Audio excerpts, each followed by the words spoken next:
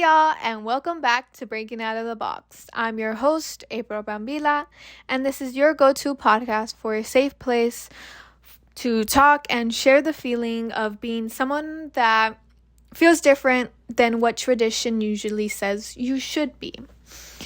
Last week's episode, we talked with Natalie, and we talked about the stereotypes and struggles as a person in the Hispanic community / Latinx community, and what she dealt with and what she went through. In this week's episode, we will be talking about what it is like to be queer in the Hispanic community. And with a special guest, again, y'all know her, Natalie Moncada. Today we're here with Natalie Moncada, who is a student at the University of Texas at San Antonio. She's currently studying education, and she is a queer Hispanic woman. And today we're going to talk about the importance of being a Hispanic queer woman and how it is to be queer in the Hispanic community. So, first question we have here is, was it important to come out?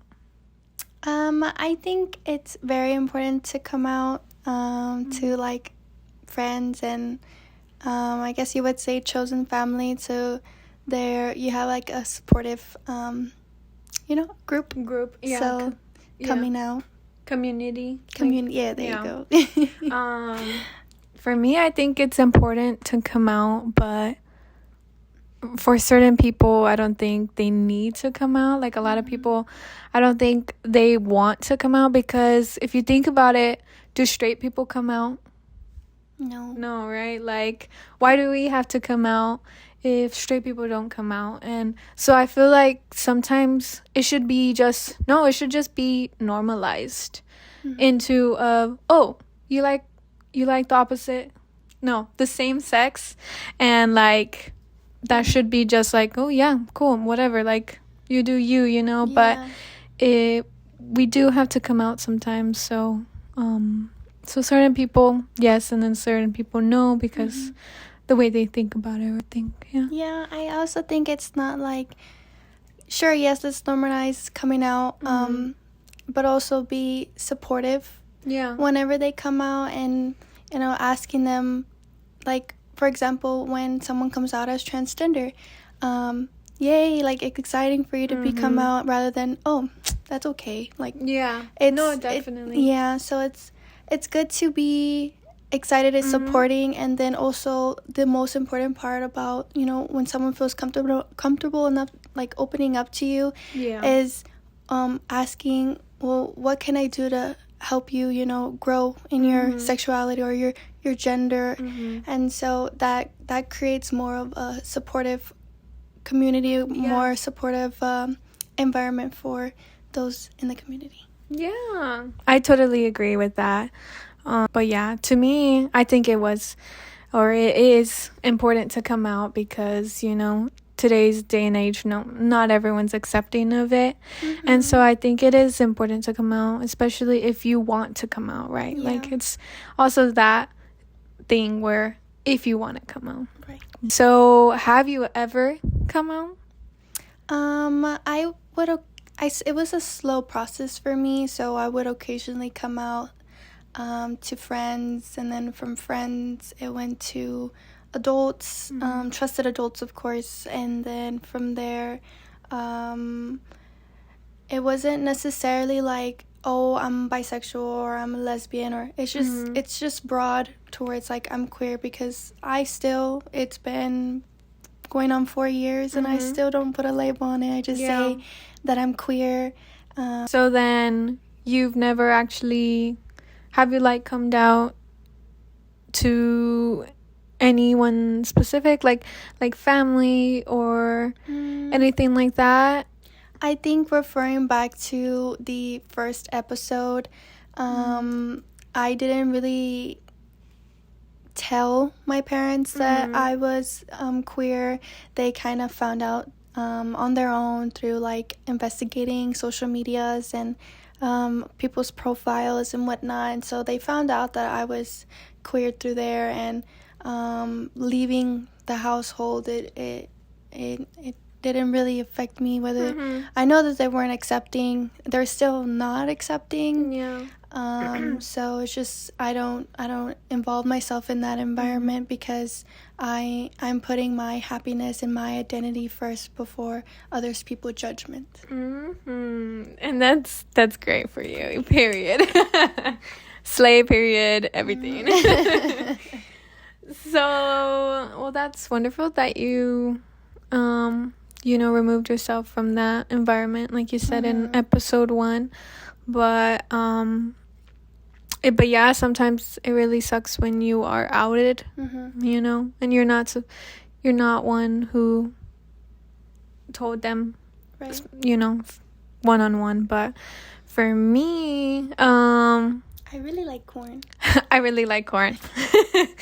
I came out to my mom. No, who was it first? My sister first. And she, actually, I thought she knew because on that day, I remember it very clearly. And she was like, okay, let's go to this rainbow sidewalk. They have it for Pride Month. And I was like, what? Does she know? And my heart was racing because I was thinking the whole way to that place, because she was like, we're going to take pictures. And then there's like this other rainbow wall that we can take pictures at. And it was just like a very like, oh my gosh, does she know? And I just remember being in the car. Yeah, I was having so much anxiety. And thinking whether she did or not, because I didn't come out to any family members. I came out to friends, people like that, but never to family. And so I was like, okay, well, maybe I should come out to her. And I remember texting someone like, should I come out to her? What if she knows this and that? Like my whole brain and heart was racing. No, it's so scary. Like it's the idea. Yeah, the idea of them not accepting you because, I'm very close to my family.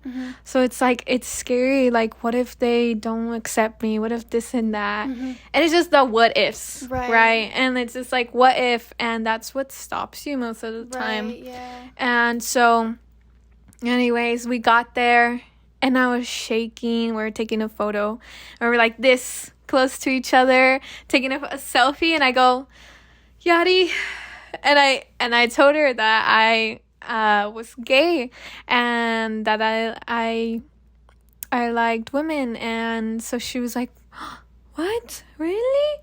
And she was so accepting of it. And she was like, I love you no matter what, this and that. And like, gonna cry. Yeah, I was on the edge of like crying, and I think I did cry a little bit, but it was such a big moment and like relief. Relief. Literally, I was like, oh my god. And so after that, we took so many more pictures, and like you can just see how like happy I am, like being free with her. Yeah, like just thinking about it. So yeah, like it makes me want to cry again. It's a lot. Yeah. But yeah, so I was like, okay, well, great, but mom doesn't know and dad doesn't know. And so later on, I told my mom, thinking she would accept me because I thought she kind of knew or something. I just thought she would accept me right there and then. And I told her, and she didn't accept it. She thought that it was just a phase. And she said, like, no, you're just confused. She told me that. And you hear it a lot, that a lot of people think, people who are gay are confused and that it's just a phase and it's gonna go away.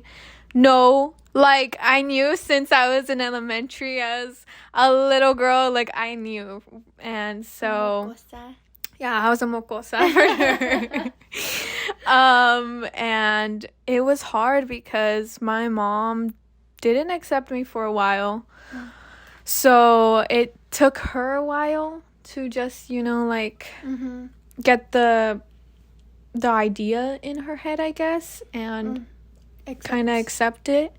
And at first she wouldn't, say girlfriend. She would just say friend, with the girlfriend. Sometimes that still happens, like, oh, this is so-and-so's friend. Well, It's involving. It's involving. So like with my mom now, she does call my girlfriend now and not friend. Yeah. So it's like, yeah, work in progress. It's a work in progress. However, my other family members, I'm sure they know, but they call my girlfriend amiga, and so it's friend.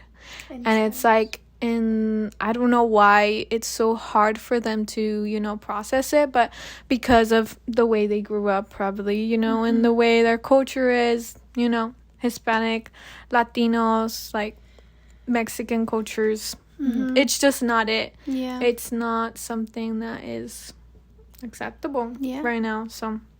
Your story reminded me of like reason why I didn't want to come out to my parents. I was in middle school, and I think around that age, that's where you start discovering like, do I like boys and I like girls? Mostly the idea for girls is like, oh, you like a boy. But I had this one, which at the time was like a tomboy friend who I found to be very attractive. So I would hang out with them, and then I did bring it up to my mom once that, oh, I think so-and-so is attractive. Really? Which was a girl, yes. Which was a girl, but they dressed as a tomboy, so slicked back hair and a ponytail, and dressed very, like, masculine, like what a guy would wear.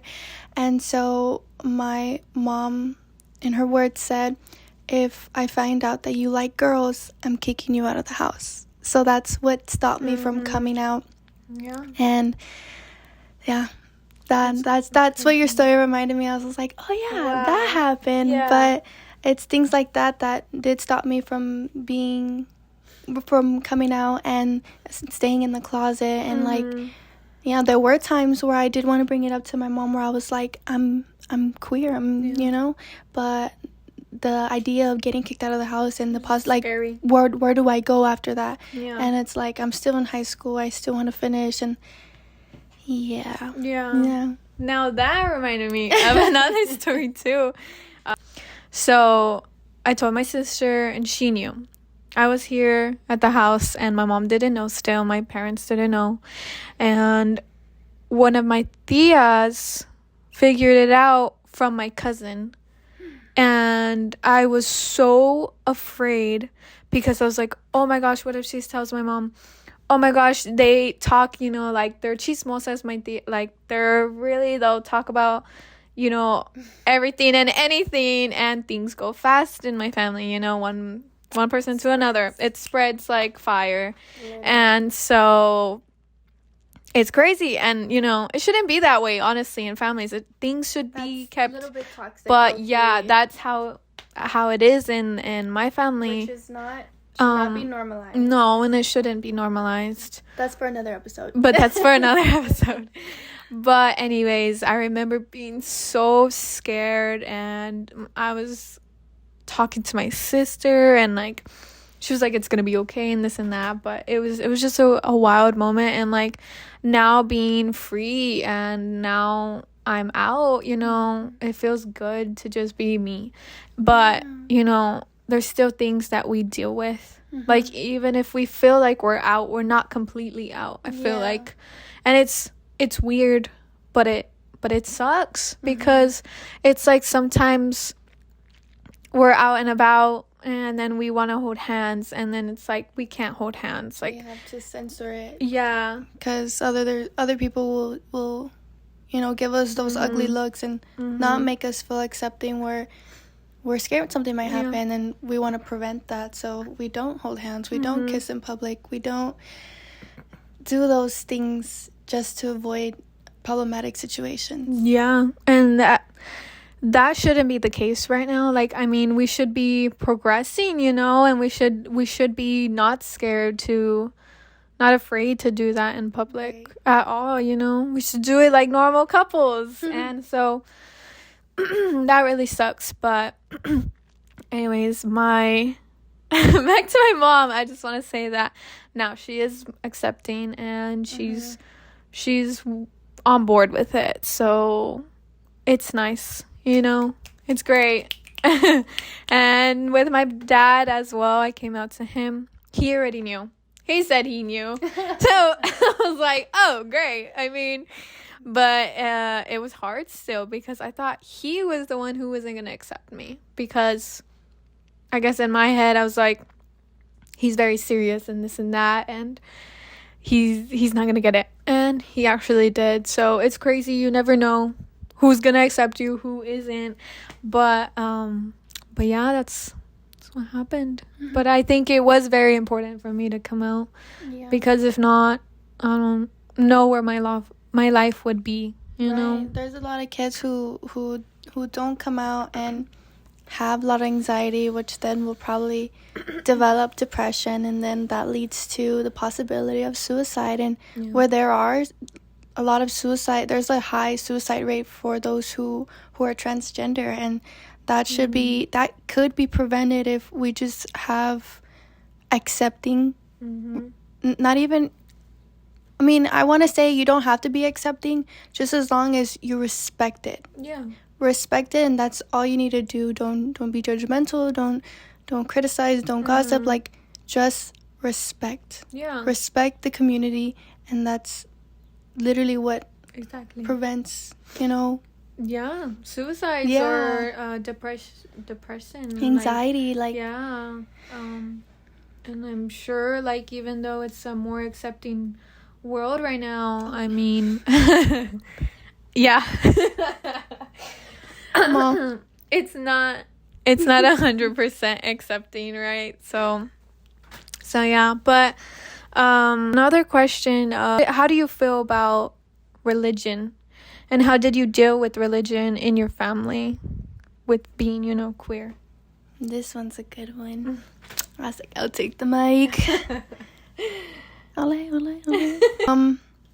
I think this one's religion in the community of the LGBTQ community is very, what for me, I'm speaking from experience, was very hard to navigate.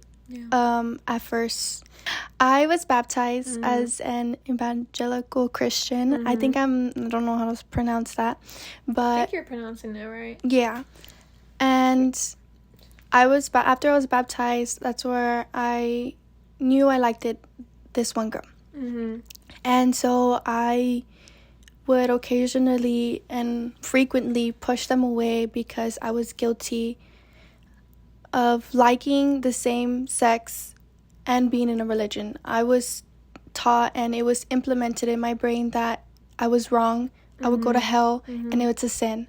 And so I pushed them away. I was affecting the relationship. Even if it was a friendship, I was affecting it, and I was affecting me as well.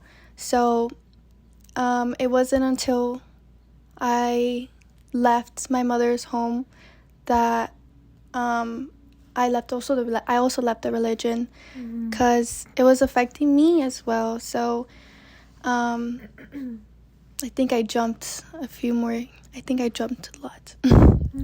No. You say the story how you want to say. Right. What else? My stepdad, who I was living with at the time, would talk bad and down on the community and how they were wrong, how just plain on ugly stuff that I don't want to remember, if I'm being honest with you. It's just something that I don't like thinking about because they're still the same way. They're still the same way to this day. So it's like, get on the program. No, we're in 2023. Come on now. Yeah.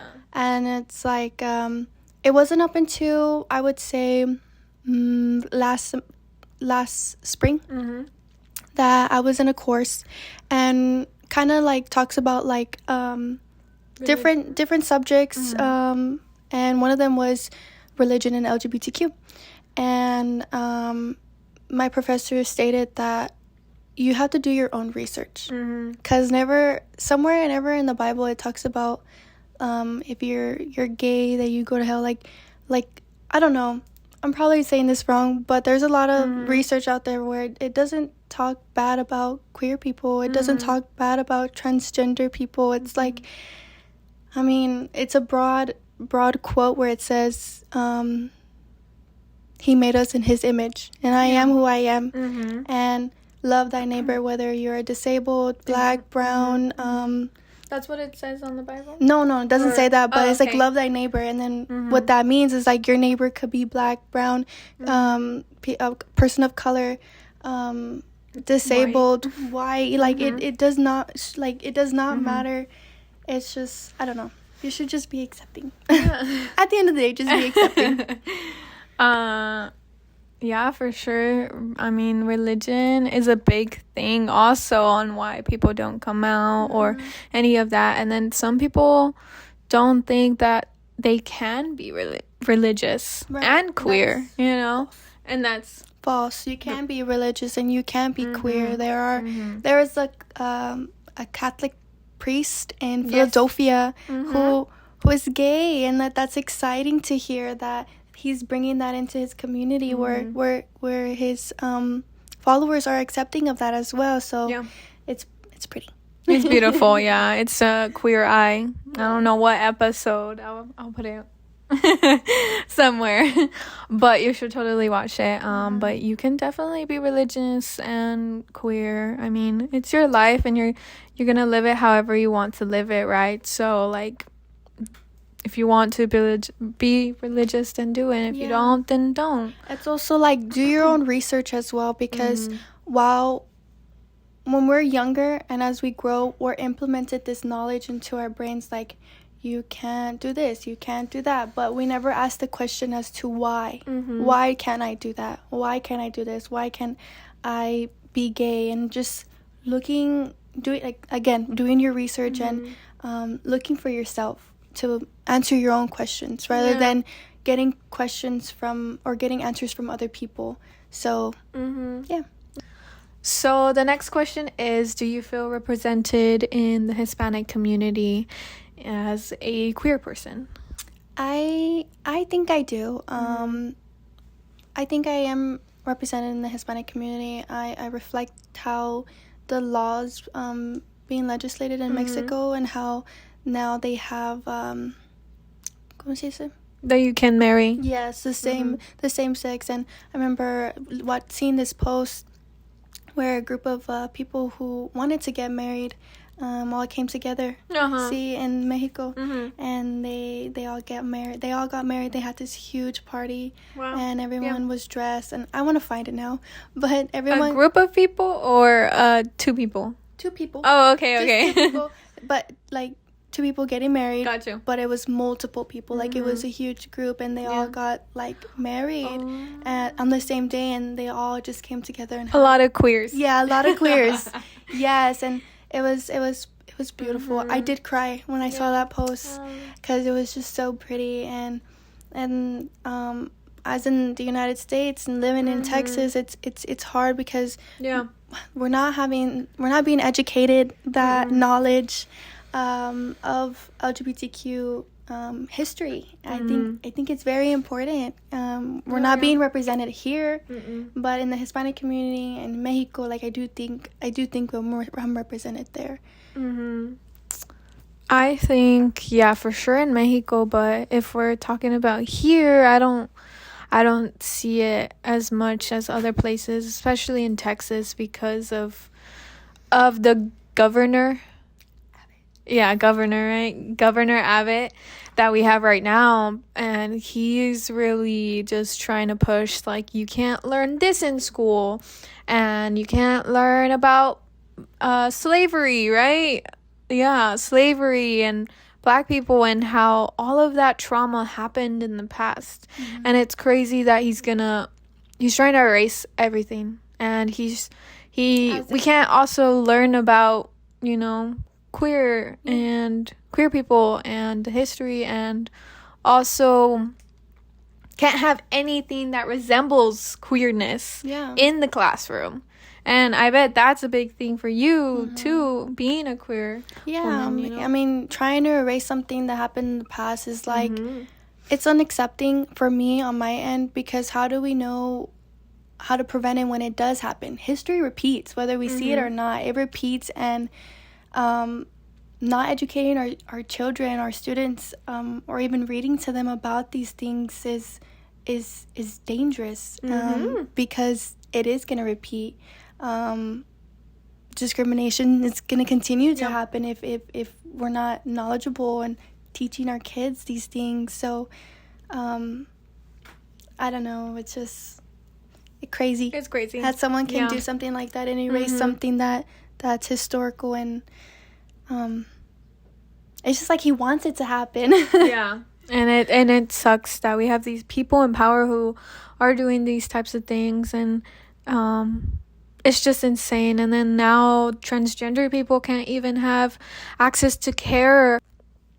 So let's talk about the last thing we have, and it is, what do you think is a way that others can respect the LGBTQIA plus community? Is by, I say one way that you can like respect and acknowledge it is by like simply asking their pronouns. I feel like that's a cute way to be like, hey, what are you? What are your pronouns? My pronouns are she and her. What are your pronouns? She, her, they, them. Period. So simply asking like, what are your pronouns is just a cute introduction of, I acknowledge you, I respect you, and I see you. And so correctly using their pronouns helps respect the community, respect the person, and yeah. And like we were talking about how, you know, you can respect someone by just simply not judging them. And when they come out, again, just, I mean, if you see a queer couple in public and you're not with it, then just, you know, maybe think about it and think about why that bothers you, you know, and just ask yourself what's going on. And, you know, and here you go. And acknowledge your biases. Exactly. Your implicit and explicit. Implicit means your inner biases. Explicit are your outer biases. So just acknowledging them will help you, like, and understanding them as to why you feel that way. Exactly. Will help you further have an open mind. Yeah. So period. That's exactly it. Just be open-minded. Also, I know that in the last episode we said that, you know, have an open mind, I believe, at the end of the episode, but that's all it is, really. Is just having an open mind, respecting one another, and if you have other beliefs, then just, you know, don't be rude to people. You know, there's no reason to be rude. You know, there's this saying where it takes more energy to be negative than positive. Just be like positive and and don't integrate your beliefs into other people's beliefs. So like if you're religious, don't mix your religious beliefs with someone else's beliefs, as to they have their own beliefs and you have yours. And just as I would, you should respect their beliefs, and I'll respect yours, whether you respect mine or not. So but again, just that it doesn't hurt anyone. Again, at the end of the day, it's just not hurting anyone. But you know, everyone's gonna have their own beliefs, and that's fine, and that's what it is, and that's how the world is. But yeah. And that concludes this podcast interview with Natalie. And I just wanted to thank you so much for speaking about, you know, being queer in a Hispanic community and in the world and in general, you know, in Texas. And so thank you for sharing all your thoughts and ideas. And Thank you for having me. Of course. Can't wait to see you in another one. I hope to see you in the next one.